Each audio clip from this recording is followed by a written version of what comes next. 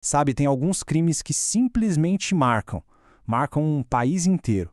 E a história que a gente vai desvendar hoje é exatamente uma dessas. É um caso que, nossa, abalou o Brasil de um jeito que pouca coisa abala. A gente vai falar de família, de ganância e daquele lado sombrio que às vezes se esconde bem debaixo do nosso nariz, atrás de uma fachada de normalidade. E essa aparência de normalidade, bom, no caso da família von Richthofen era mais do que isso, era uma aparência de perfeição. Pensa só, eles moravam num bairro super nobre de São Paulo. O pai, Manfred, engenheiro super bem-sucedido, a mãe, Marísia, uma psiquiatra respeitadíssima, e aí os filhos, Suzane e Andreas, sabe aquele tipo de jovem que todo mundo dizia que tinha um futuro brilhante pela frente. A imagem que eles passavam pra todo mundo era essa: sucesso, harmonia, a família de comercial de margarina, né? Só que essa imagem perfeita estava com os dias contados, e o fim dela foi brutal. Foi uma noite só.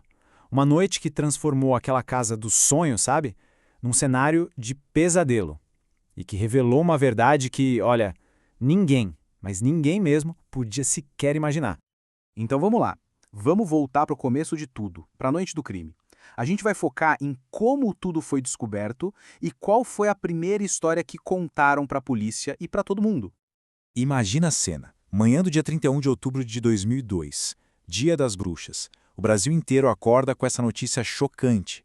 Um casal da alta sociedade de São Paulo, Manfred e Marisa von Richthofen, encontrados mortos, dentro da própria casa, na cama. Mortos com golpes de barras de ferro. Uma brutalidade sem tamanho. E a primeira versão que surge, contada pelos próprios filhos, Suzane e Andrés, que estavam ali supostamente em choque, era de que tinha sido um assalto que deu muito errado, um latrocínio. Na hora parecia uma tragédia horrível, mas plausível, né? Acontece. Só que, para a polícia, para os investigadores mais experientes, essa história não fechava. Tinha alguma coisa errada. E é aí que a gente entra na fase da investigação para ver como as peças desse quebra-cabeça começaram a apontar para uma direção, nossa, completamente diferente. A grande pergunta que ficou no ar logo de cara foi essa: mas por que a polícia desconfiou tão rápido? O que é que estava tão errado assim na cena do crime? Pois é, a resposta estava nos pequenos detalhes. Detalhes que aquela história de assalto simplesmente não conseguia explicar. Olha, as inconsistências eram gritantes. Pensa comigo, a casa estava toda revirada, uma bagunça, mas nada de valor tinha sido levado. Joias, dinheiro, coisas que ladrões levariam primeiro, né? Outra coisa, o alarme da casa, desligado. Como assim? E não tinha nenhum sinal de arrombamento, nenhuma porta ou janela forçada. E para completar, o comportamento da Suzane. Testemunhas disseram que ela estava estranhamente calma, fria, para alguém que tinha acabado de encontrar os pais mortos daquela forma. Simplesmente, as peças não se encaixavam na história de um assalto. E aí veio o erro fatal. Aquele ato de pura arrogância, de impaciência que colocou tudo a perder e desvendou a trama inteira. E o que foi? Uma motocicleta. Uma moto novinha em folha. E a rapidez com que a história toda desmoronou é impressionante. Olha só, dia 31 de outubro o crime é descoberto. Passam-se 2 dias, e no dia 2 de novembro, Christian Cravinhos compra uma moto Suzuki enorme, uma 1.100 cilindradas, e paga em dinheiro vivo. Claro que isso chamou atenção. No dia 8 de novembro, a polícia já tinha rastreado essa compra e chamou o Christian para uma conversinha. No dia seguinte, 9 de novembro, ele confessa tudo. E com a confissão dele, Suzane e o irmão do Christian, Daniel, confessam também. Em pouco mais de uma semana, a mentira toda caiu por terra. E esse momento, a confissão, é o grande ponto de virada da história. Porque ela não só resolveu o crime, mas revelou algo que era simplesmente chocante. Quem eram os mandantes e quem executou o plano. A frase que resume o horror de tudo isso, dita pela própria Suzane na confissão, foi algo como: "Eu abri a porta porque sabia que eram eles." Pensa no peso disso. Não teve invasão nenhuma. A porta foi aberta por dentro. Pela filha. Ela abriu a porta para o namorado, Daniel Cravinhos, e para o irmão dele, Christian, entrarem e matarem os pais dela. Essa confissão expôs para o Brasil inteiro uma dualidade que, sinceramente, deixou todo mundo paralisado. De um lado, a gente tinha Suzane das câmeras, a filha em luto, devastada, chorando abraçada com o irmão. E do outro, a gente tinha a mandante, a mulher fria que admitiu ter planejado tudo, que deixou a porta aberta para o crime acontecer, Foi uma atuação, uma performance macabra para o país inteiro assistir.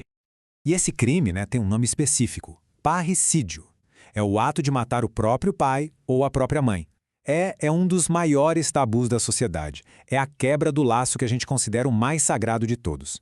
E foi exatamente isso que aconteceu ali, naquela casa.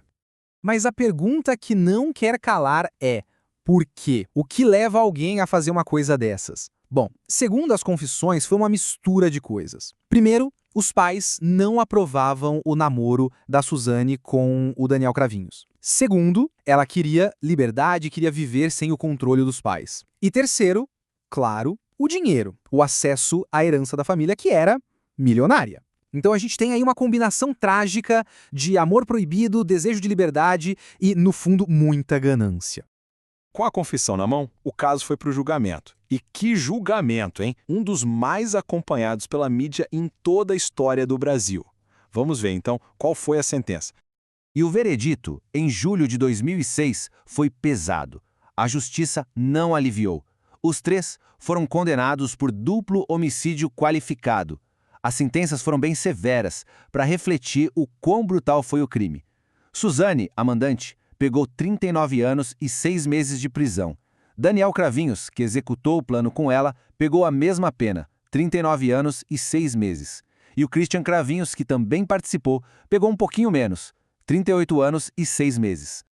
Mas olha, a história não acaba com a sentença na prisão, né? O caso Richthofen deixou uma marca tão profunda, mas tão profunda, que ele continua a ecoar na cultura brasileira até hoje. Isso porque o caso virou literalmente uma obsessão nacional. A mídia cobriu de uma forma implacável, sabe? Cada detalhe, cada nova informação, cada imagem do julgamento, tudo era explorado ao máximo para um público que estava ao mesmo tempo horrorizado e fascinado. Deixou de ser só um caso de polícia para virar um verdadeiro fenômeno. Mas por quê, né? Por que esse fascínio todo? Acho que por alguns motivos bem claros. Primeiro porque quebrou aquela ideia de que a elite rica está segura, de que esse tipo de coisa só acontece em outro lugar. Mostrou que o horror pode nascer dentro de qualquer casa. E o mais chocante de tudo, a traição veio de dentro, da própria filha. Isso quebra a confiança mais básica que existe. O caso acabou forçando o Brasil a debater temas como moralidade, valores de família, até onde vai a ganância. E claro, a história em si é tão inacreditável que virou livro, documentário, filme, garantindo que ninguém nunca se esqueça. E a gente termina com essa reflexão. O que faz um crime familiar, uma tragédia tão privada, virar esse espetáculo, essa obsessão nacional? Talvez a resposta seja que casos como esse nos obrigam a olhar para um espelho meio desconfortável, sabe? Eles nos forçam a pensar sobre a natureza humana e sobre como aqueles laços que a gente acredita que são inquebráveis, às vezes, são muito mais frágeis do que a gente imagina.